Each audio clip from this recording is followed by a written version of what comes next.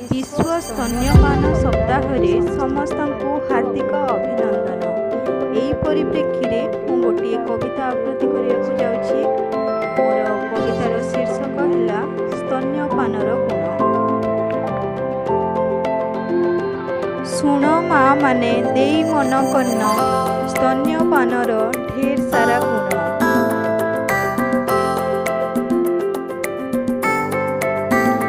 मार क्षीर अटे अमृत समान, सेथिरे थाए जे विटामिन प्रोटीन इम्यूनोग्लोबुलिन परिमाण।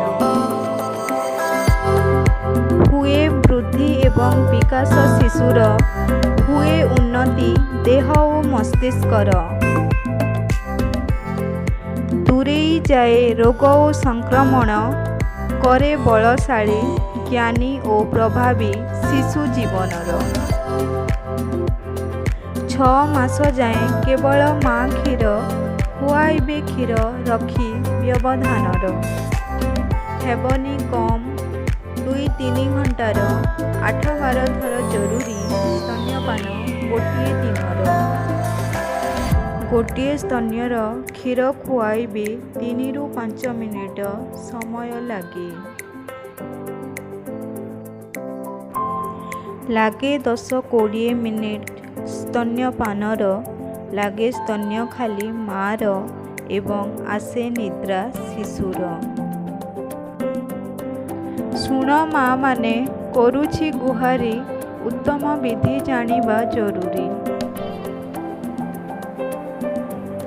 देखिबे खोला हेबो पाटी शिशुर, तल ओठ थिबो बाहार, थोड़ी स्तन्ୟରେ लागिबो कला भाग शिशु पाटिरे थिबो।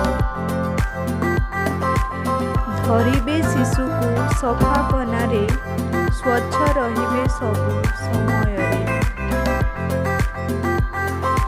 शिशुर पेट माँ पेटरे लागिबो, मुंड बेक देह समांतराल हेबो। शिशु मुहटी माँ आड़े थिबो, शिशु को भल भावरे धरिबो। जानी रख माँ ओ माउसीगण, स्तन्यपानर उपकार कण। होइथाए दूर कर्कट रोगर, खर्चांत करेनी परिवारर। हुए रक्तस्राव बंद प्रसव परवर्ती समयर। धन्यवाद।